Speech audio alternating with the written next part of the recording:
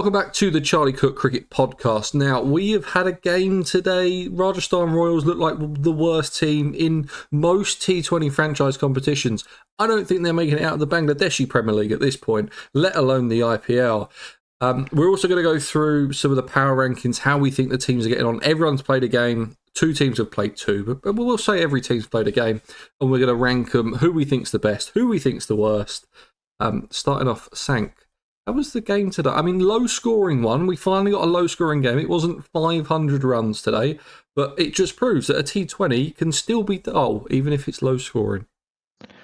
Yeah, it just feels like Rajasthan haven't got a plan at the moment. The batting order is a little bit odd. Riyan Parag is not a number 3, but they keep insisting on pushing him as a number 3. The bowling is all over the place. I mean, it was always going to be their weak link. Once you got rid of Trent Bolt, Yuzi Chahal, the wickets just dried up. They have no control in the middle. You know, Ravi Ashwin, for all his woes in T20, at least gave you some control in the middle. And they don't. They just seem to be very leaky in their bowling. But it's their batting that I'm disappointed with. You think, you know, a lineup with Jaiswal, Samson, who's just an IPL god at this moment. He can't do no wrong in IPL. He's not performing. They decided that they don't want to keep hold of Butler anymore. So that was a big miss at the top of the order with his experience. But yeah, they're a bit of a rudderless side at the moment. Yeah, I mean, I wonder if the not picking him in the Champions Trophy for Jaiswal has knocked his confidence slightly. He doesn't seem like the type of player for that to upset him. I mean, his story has been told so many times. I'm not going to tell it again, but he's gone through some rough stuff in his life, and you think that he'd understand why he's not getting picked, because that national team is pretty stacked at the moment. But he doesn't quite look as good today. 29 off 24, he never really got going. The pitch wasn't easy. There was definitely some turn in it. But yeah, there just doesn't seem to be any fluidity in the batting of Rajasthan. I mean, they had Hetmyer coming at 8 today. Now, I know that was because Dubé came in as the impact sub, because they lost so many wickets so quickly. They were like 67 for 1 to 82 for 5, and probably felt like they were really under par. So went for the extra batter rather than the extra bowler. But yeah, no, they seem miles off the pace. Yeah, very, very much so, and it doesn't bode well for the rest of the season, because at the start, you know, teams are generally slow starters and they pick up, but Rajasthan look like they're just going to be slow all season. There's no little glimmers, and it all, I think, bodes down to them not having that consistency in the captaincy. Last minute, I know Samson's got injured, but he can still be captain. He can still be a fielder out there, but they've decided not to have a change in captaincy for 3 games, which would just disrupt all the plans that you made in the whole off season with your proper captain. So it as much as it pains me, because their coach is my favorite player of all time in Dravid, I don't think he's got it sorted at the moment, and they are going to struggle. And you do feel sorry for the cricket district boys who are out there doing content with the Rajasthan Royals, and they're getting, you know, smacked around every game. Yeah, it would be a pretty dark omen for Cricket District if they end up 0-14 at the end of the thing. I mean, they're probably quite looking for Village versus Pro, because it's going to be relatively simple with some of the crap that Rajasthan are bowling at the moment. Yeah, I reckon Jack can easily take on Jofra Archer at the moment, the way Jofra's bowling. I mean, I reckon Jack's probably got a spot at 3 if it goes any worse. Yeah. In terms of the bowling for Rajasthan, we might as well stick with it. I'm done with Jofra. I'm actually going to come out and say, great, he plays for England. I don't want him to play for England anymore. That's the point I'm at with Jofra now, because I can't see it getting better.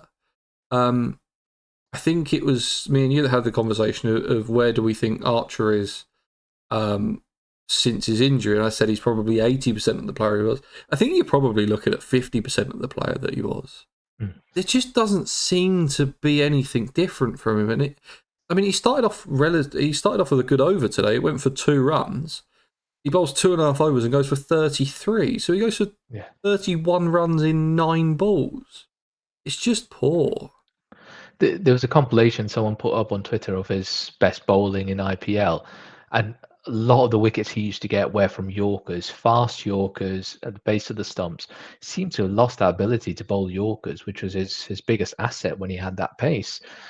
Yeah, I think he's another one of those players that's muddled up in his mind. As a result, he's not able to execute his plans as well. And we did touch on it last time as well. He's probably better suited for Red Bull now, where he's not under the cosh. He can start getting himself into the innings, build it, and just work out plans. Because at the moment, feels like the game is too fast for him. Yeah, it's just getting away from him. I mean, there was nothing really from the bowl. I mean, Parag not being a number 3, he finishes with the best figures apart from Hasaranga, who took the 1 wicket. He finishes 0 for 25. It was just a spin-friendly pitch. It was just a bit slow, and that showed from KKR's bowling with Moeen Ali rolling back the years, taking 2 for 23, and Chakravarti being as good as we know he is, and he took 2 for 17 today. The one thing that I'd worry about if I was a KKR fan would be Spencer Johnson going for runs again. I don't think he's good enough to be playing in the IPL just yet. No, and he does have big shoes to fill. To fair in Mitchell Stark, who had a rough start, but in the semi-final and final, he really turned it on for KKR and pretty much won them the title. He is going to struggle because he relies on a bit of movement, and you don't get movement after the first 3 or 4 balls in the IPL. It goes very, very quickly, and he hasn't got that Markwood type pace to separate him. He's just high 80s, maybe early 90s. So yeah, he needs to start getting cleverer, use his variations more if he wants to stay in the tournament. One other highlight for KKR, Quinton de Kock's innings today, 97 off 61. I think I said in my preview for the tournament, or actually no, it was after the first game, that I was really worried about Quinton de Kock, and if he doesn't score any runs soon, then they could probably look to drop him for Gurbaz. Well, he scored the runs today. And looked pretty comfortable doing it. It felt a little bit more of his innings rather than having to go all-out attack from ball 1 like Phil Salt did for KKR last year. He had time to build into that innings, and I thought he played it really well. Yeah, you could tell he was rusty the first game. I mean, he doesn't play international cricket anymore. He's retired from that level, so he was a little bit rusty coming into it. The first game was a bit of a dud for him, but yeah, he's really turned it on this time. And KKR really need him to keep performing. Otherwise, he'll be Sunil Narayan time at the top of the order again. Yeah, I mean, I hope, I'd imagine that they go back to Narayan when he's fit. I think the Moeen Ali experiment was interesting. If Moeen Ali scores some runs today, then there's probably a conversation to be had. Do you move someone else out of that middle order and put Narayan in there? But I think with Moeen going 5 for 12 and looking like he couldn't really get it off the square until he decided to run himself out, that probably makes their decision for him. So as good as he bowled today, you'd expect Narayan would have been better. Yeah. But with Sunil Narayan, it's a bit of a gamble, isn't it? You throw him up. If he clicks, great, he'll get you 40, 50 runs really quickly. If he doesn't, you don't really miss out on a batter. But the biggest, I think, the sticking point for KKR at the moment is the captain, Ajinkya Rahane. He is, again, a number 3. He's not really a number 3. It's a difficult position for him because he's been made the captain, so he has to play every game. But he's not their best player. He's not their most explosive batter, and he's going to have to change his game and the way he plays just to stay in and keep KKR in these matches. Yeah, I mean, he played well in the first game, but that felt like an exception rather than what's going to happen for the rest of the tournament. I wouldn't be surprised if we see quite a few 18 or 15s from Rahane this tournament. And the way KKR want to play, that's probably not going to fly. Their whole point last year was just, we are going to attack and attack and attack. They did it. They scored some massive scores. They were up there with Sunrisers in some of the scores that they were putting up. And then kind of had the bowling to back it up. I think their bowling has got worse this year. And I think that their batting's definitely got worse this year. I think Salt's a massive miss for them, because as poor as Salt has been in some of the other competitions, he had a really good IPL last year, and some of the numbers that he's got in the IPL are elite. He's a really, really good T20 player, especially when the boundaries are short and the ball's coming onto him like they are at the start. Yeah, the wickets are flat. He can just hit through the line. It really does suit his game, and it's KKR's lost RCB's game because it's a really big player for them at the top of the order.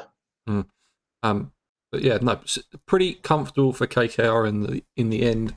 Surprised that this was the two bottom sides that were playing in the end, thanks to some net run rate stuff. In terms of our power rankings, we're going to start off at number 10. I've got Rajasthan Royals at number 10 as the worst team in the competition. Yeah. And I can't convince you otherwise. I know you being a Royals fan, it would hurt. But unfortunately, the way they've started, and they do belong at the bottom of that table. Yeah, I can't see it getting better. I think I said in my preview that the only way that this season works out is you get a 700 run season from Jaiswal, you get a 650 run season from Samson, and hope that some bowlers can put it together. I just can't see it happening. I think they're going to struggle for most of the time.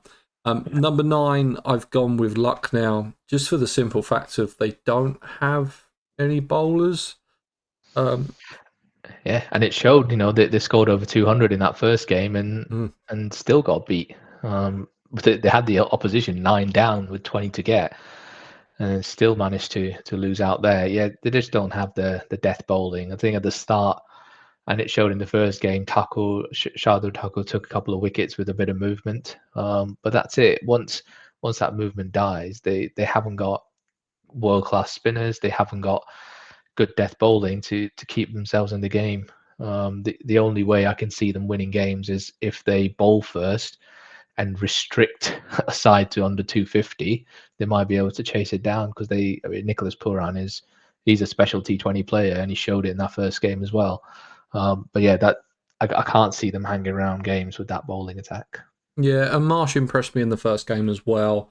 I didn't know what they were going to get with him. Obviously, he was dropped for the Border Gavaskar Trophy, didn't play in the Champions Trophy, didn't go to Sri Lanka. It looks like he's been moved away from the test setup now by Webster or Cam Green. So I was interested to see how he was going to go coming into this IPL, and he had a really good start. So whether that carries on, whether the people work him out. I mean, there seemed like there was a lot of kind of leg side short stuff to Mitch Marsh, and if you're ever going to bowl, the one place you do not bowl to Mitch Marsh, and that's on the pull. Yeah. I feel like he got a few easy shots away. That got him flowing. It feels like they also just spent a lot of money on Rishabh Pant because he was a big name. But if you look at his T20 record, it is average at best. And there's no point wasting all the resources on one player, and as a result, you haven't got a decent bowling attack now. So they have shot themselves in the foot, really. Yeah, massively. I love Pant. I think he's a fantastic player. I'm just not sold on him in the shortest format. Just never quite seems to get going that you expect him to. Like you've seen him doing test matches of just going out there and attacking. He just never quite gets there. I don't know if it's the fact of if he scores 60 or 40 in a test match, that's really entertaining really quick. If you score 60 or 40 in the IPL when the scores are 250, 260, all of a sudden that's actually not that good. I think that's probably where Pant is at the moment. Just not in great form. Number 8, I've gone KKR, which seems a little bit low considering they won today. I did do this before the game was on, but I don't want to give them too much credit for beating Rajasthan Royals because, I mean, you might as well have, as I said in the intro, you might as well have beaten a Bangladeshi Premier League side. They are kind of at that level at the moment. I might move them up 1 or 2, but I just don't buy the team at the moment. I just think they're so much worse than they were last year. Yeah, and that first game kind of showed that was probably a good reflection of where they're at. Mm. Getting hammered at home in 16 overs is probably fair. So yeah, I wouldn't argue too much about moving them up, especially right now. I think maybe we can review that in another 3 or 4 games, but I don't see Mm. them doing much better, to be honest. No. At number 7, I've got Delhi Capitals. Obviously had a really, really good win against Lucknow, but the problem is we just said how bad Lucknow's bowling was, and they're the second worst team in the competition, and we're pretty happy with that. And Delhi just scrape over the line with 3 balls left and a wicket remaining. It's not a fantastic side. I'm still not sold on their kind of top 3, especially top 2. I don't know what you're getting from Faf at the tender age of, what is he now, 40 odd? Yeah, 42, I think. Yeah. And Jake Fraser McGurk. What is that? I don't know. Yeah, I think the only thing that might save him is one of those two is going to get replaced by KL Rahul when he comes back from paternity duties. Hmm. So potentially you might have a bit more stability at the top of the order. You also have a wicket keeper in KL Rahul with a level head, so it gives you a chance to bring another batter in the middle order then. So yeah, they've got a little bit of rejigging. Akshay Patel's an interesting choice as well as a captain. Interested to see how he gets on because he's India put a lot of trust in him, pushing him up to number 5 in that T20 World Cup. He went in number 5 and scored some crucial runs for the team as well. So he's clearly performed at the big stage, but as a captain, unproven. So yeah, it'll be really interesting how he gets on for the rest of the season. Yeah, one thing I will say about Delhi is that I do really like their bowling with Stark, Kuldeep, Mohit Sharma, Axar Patel, Yeah. Mukesh Kumar. I think they're all really. I think the bowling's really good for them. I just don't know how important is bowling in this IPL. It's probably down to how good your top 6 is. I think that's mainly how the games have been won so far. Of if you've got the slightly better batting lineup, you're probably going to win the game. Moving on to number 6, I've gone with Punjab Kings. I still can't get my head around how that team works. I thought they looked really good against Gujarat the other night, and I have moved them up a spot. I had them at number 7, so they're probably going to keep climbing. But just at this moment in time, I can't quite see how it all fits together for Punjab. Yeah, personally, I'd have him a little bit higher, but is they've only had one game. Shreyas, I think, is a sneaky good player. He was the second highest scorer in the Champions Trophy as well. And last year he won the title with KKR with his captaincy, so he knows what he's doing. He's been around. He's got a good asset in Arshdeep, who's the leading wicket taker for India in T20s. Glenn Maxwell. Maybe he'll turn up for one of the matches, score a century in like 40 balls and win you a game. But they are a little bit Aussie heavy in terms of they got Stoinis as well, who's some days he's good, some days he's just terrible. I'm really surprised that they're playing Stoinis over Inglis. I really am. I know you get a bit of bowling from Stoinis, but Inglis he's in such good form at the moment that you just think that would be the way to go. It's going to be slightly unfair on other teams there, but you'd expect Ricky Ponting out of most other coaches to know how good Inglis is. I think it's happened in the past where people have gone to the IPL and you thought, okay, no, this bloke's really, really good, and maybe you haven't quite seen enough of him yet, but you'd expect Ricky Ponting to know how good Josh Inglis is. I'm surprised they've gone there, but as you said, the bowling's pretty good as well. I mean, they've got, you said Arshdeep, they've also got Yuzi Chahal, which is obviously the second highest Indian wicket taker in T20s. So I think there's some good stuff in there. And the Vishak thing of bowling wide full tosses, I don't know if that's going to work forever. It definitely got Shafane Rutherford the other night. Yeah. Which just was the interesting tactic. It was the most bizarre sequence of cricket I've seen in quite a long time, of just someone bowling full tosses and someone just not being able to hit it. I think I saw someone on TikTok describe it as when you find a glitch in Cricket 24 and you know that the batsman can't hit it when you bowl in a certain area. Yeah, that's a perfect way to describe it.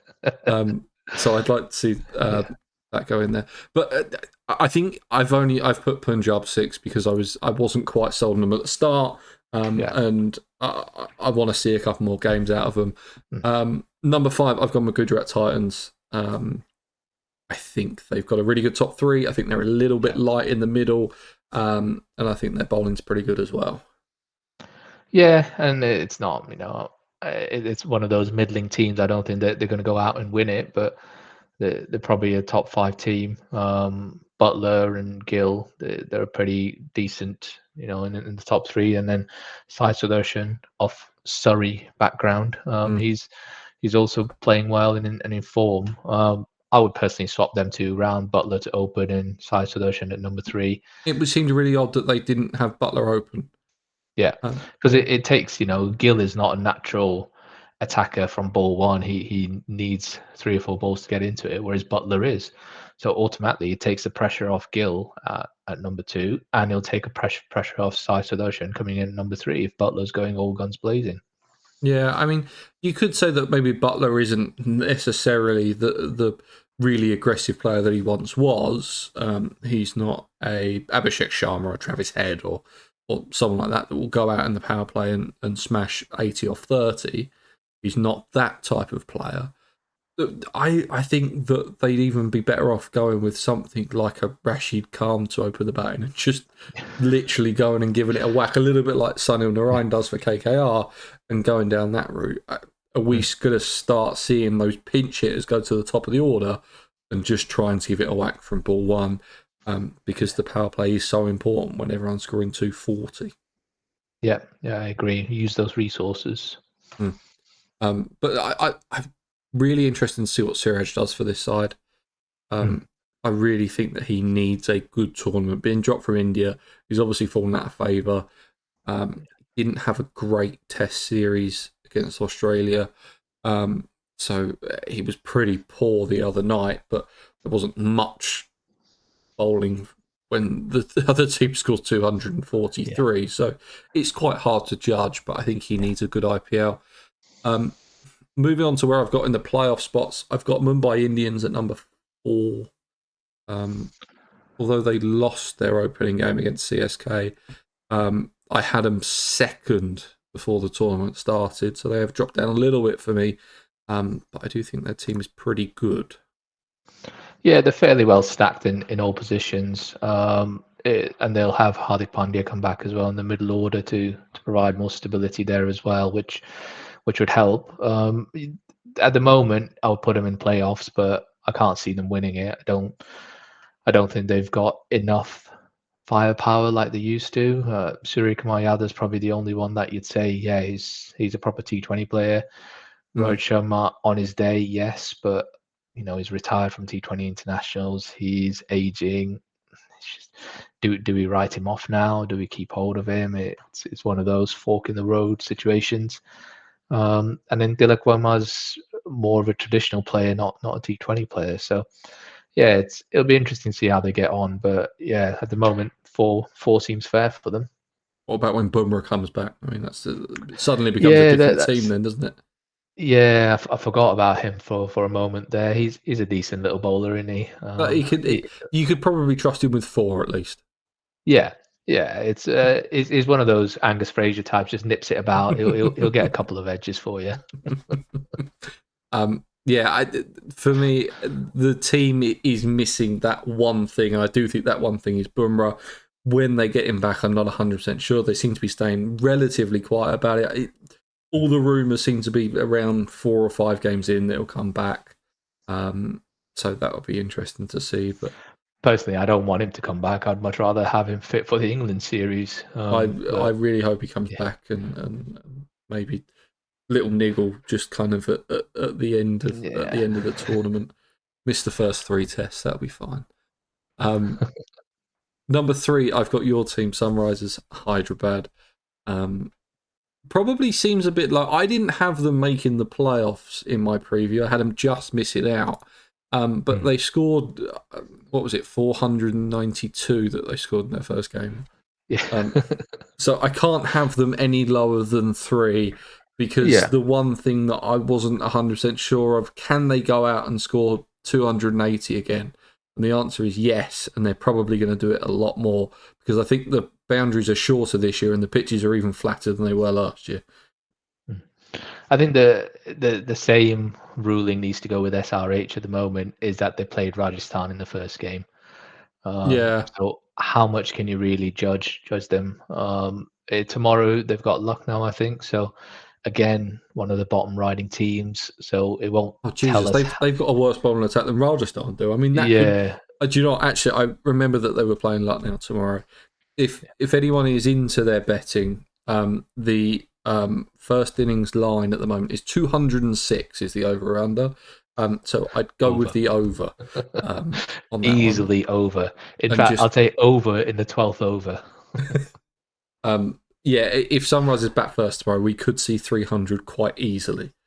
Yeah, yeah, and this is it. So they'll put away the bottom teams quite easily. When they come up against, the CSKs or the RCBs, that's when the real test will be. But that lineup at the moment, the weak link or the worry was Ishan Kishan coming in. How's he going to fit into this team? And he goes and scores a century first game. So it's they've got it all sorted. Travis Shake at the top, Ishan Kishan, and led by Pat Cummins in the bowling, and yeah, they seem to have all boxes ticked. Yeah, and that addition of Shami as well, I think he's really, really important Yeah, because he's one of the best all format bowlers that there is around in the world at the moment. yeah. To add him into your side is pretty good. Number 2, I've got RCB. I was really high on this RCB side before, and I think it would be a really nice story if they went and did it this year.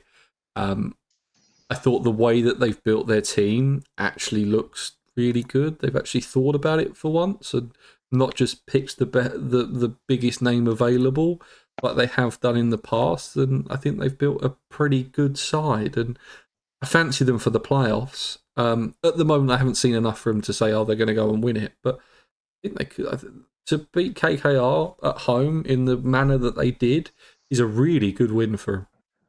Yeah, and Phil Salt is a really big signing for them. Mm. We touched on it earlier. He's very good on these flat, short boundaries. His batting style will suit the bowling that's going to be laid out for him. KKR are not a pushover.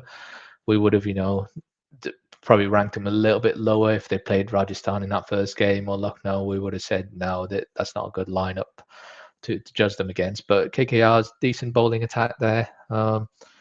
It'll all be down to how they perform in the last 2 games of the season. That's always been the problem for RCB, choking in the big games. They are effectively the South Africa of IPL. And can they get over the hump this time? Is a nice story. I think half the world would say it's probably funnier if they lose again in the final. But we'll wait and see. Can number 18 be the right year for number 18? I think that was one of the questions that they had on the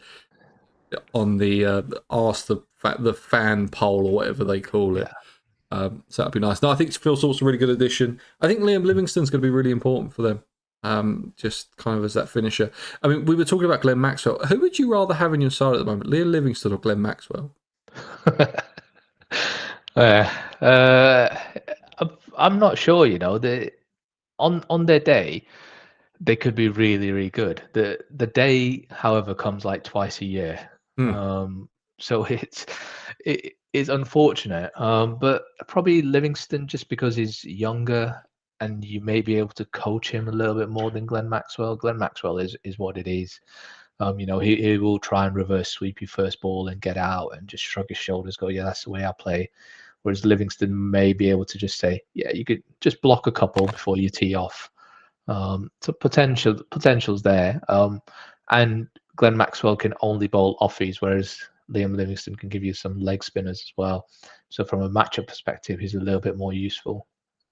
Yeah, I think they're really similar players. I think Glenn Yeah. Maxwell's ceiling is a lot higher. but I think Maxwell's floor is also a lot lower than what you get from Livingston. It just makes me laugh. They'll both do something amazing once a year. And when they do that one thing amazing, then it's great. But the rest of the time, you're just waiting. You just think, why can't you do this all the time? Yeah, I like the RCB side. I think they've got a decent bowling lineup. I think Josh Hazlewood's going to be really good for him this year. He looks in pretty good form. And then top of my list, I've gone with CSK. I think they're going to be unbeatable at home with that bowling lineup that they've got. I don't think anyone's going to get anywhere near them. I think those 4 spinners of Jadeja, Ashwin, Noor, and who's the other one that I'm forgetting? No, it's just them 3, and then they've got a bit of part time with Ratchin and someone else, haven't they? Yeah. I think with CSK, you can guarantee them 7 wins because at home they're going to be unbeatable. That track, it's unusual how the rest of the IPL has gone for, we need 230 plus tracks, flat, let the batters hit. And CSK just gone, nah, our strength is spin. We're going to stick to this and make tracks that are going to spin. I want to see how they get on in the likes, when they visit Hyderabad or Rajasthan and so on those flatter tracks, see if they can still work their magic. But yeah, I can't see them being out of the playoffs at the end of the season. But 7 wins gets you through, doesn't it? Pretty much. If you've got a good net run rate, I think there was 4 teams on 7 wins last year. So if you've only got to win 1 away from home, and you can almost guarantee that you've got the best spin lineup to play at home on turning tracks, then you should be fine. I can see. I'll see them in the playoffs, and that's probably the only team that I can say, 100%. I can't see that plan going wrong quite yet.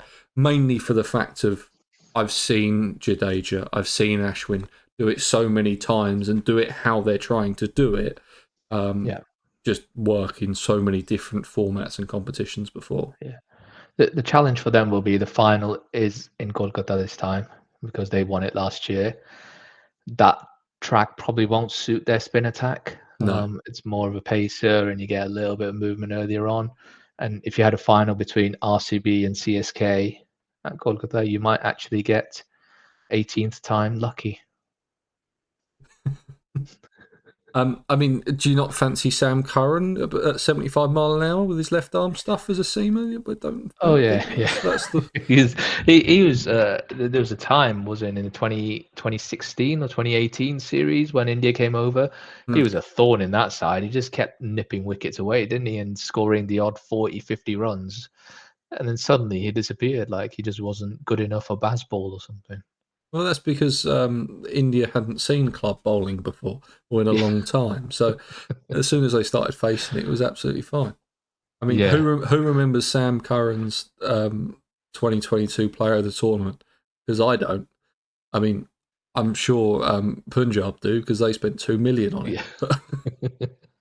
That was all just I remember that tournament very well, and he just kept bowling short because the boundaries square were so huge. He just went, right, I'll keep bowling short. They can't get me away. I'll protect the square boundaries. And that was his whole tactic, and it worked. He tried to do the same in India, and like the boundaries are about 20 meters in on the square. I know. It was very similar to how England won their first T20 World Cup, and I can't remember what year was it. Was it 2011? 2009. 2009. Yeah. Where they discovered the slower ball bouncer. When there was a period in T20 where the slower ball bouncer was the best thing anyone has ever bowled because no one knew how to hit it. And England just started doing it. And then all of a sudden, no one else had any idea how to play it. So they just took loads of wickets and it worked. Now if you try to bowl a slower ball bouncer, you're getting hit into rose ed because it just floats up and you just whack it. It's too easy. But that was kind of Sam Curran's Australia T20 World Cup series player of the tournament. Very funny. But no, I like the CSK side. I think they're going to do well. I really hope Noor Ahmed has a really good tournament because I think he's one of the best bowlers in T20 cricket at the moment. And his 4 for 18 that he picked up was pretty good to start off with. I mean, he was unplayable in the SA20. No one could touch him. Well, and you saw the bidding where I think he was on 5 crores, and Chennai just went 10. Like they just raised it up because they knew what he could do for them. Mm. So they saw the talent, and fair play to them. They knew they wanted him, and just went all out for him. Mm. I love it that someone has to get out in the final over of a chase so Dhoni can come in. That Yeah. really makes me happy that Jadeja just kind of runs himself out. Oh, no, we'll get Dhoni out. Everyone can wave their flags and number 7 on the back, and have a good time. What a life he's got. He just like bats about 2-3 balls a game, gets all these applause, fans going crazy for him, and that's it. Just stands behind the stumps. His keeping hasn't gone downhill at all. I mean, his stumpings are still lightning fast, and he's still pretty safe behind the stumps. But yeah, his batting's like he'll be good for about 4 balls every innings. Yeah, it does make me laugh. He does just keep bat for 2 balls and then does hundreds and hundreds of TV adverts for the rest of the year and makes a load of money doing it. I mean, it's not a bad life. I know if I was an Indian cricketer towards the end of my career, that's how I'd go. Yeah, you're setting your grandkids up there, aren't you? It's not even your kids; it's your grandkids with the amount of money he's making. Yeah, I mean, I'd love to know what CSK are paying him. It's not much, because it's he's not much. yeah. With Only because I think he's gets so much money from sponsors that he's yeah, taking a pay cut so they can fit everyone else around him. But yeah, I think he's made enough. As soon as he hit that 6 in the 2011 World Cup final, that was it. His life was set then. yeah. I mean, where do you fit in terms of the kind of the gods of Indian cricket? Who's the what? Is it Dravid that you go to? Is it? No, Sachin's probably number one. Yeah. He is the best player in an era where we had no one. Like from 1990 onwards, there was literally no one.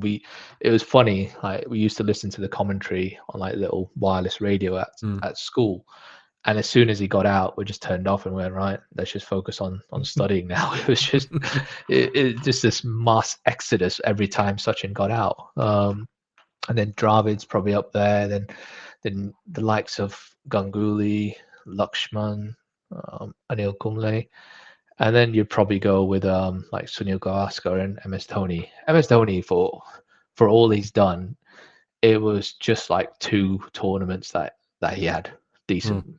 The Champions Trophy, where England fluffed it more than India won it in 2013. And the 2011 World Cup final, you can never take that away from him. For a captain to rock up, score 90 odd, and hit the winning 6, then that's what you dream of as a kid, really, don't you? Yeah, I mean, it always feels like kind of a generational thing of depending on kind of what generation you were born in, of where you go to. There seemed to be that kind of little 5-year period that if you were born in that little 5-year Dhoni period, then Dhoni was your man. If you were born either side of it, you were Kohli or Sachin. It's a very odd dynamic from the outside looking in.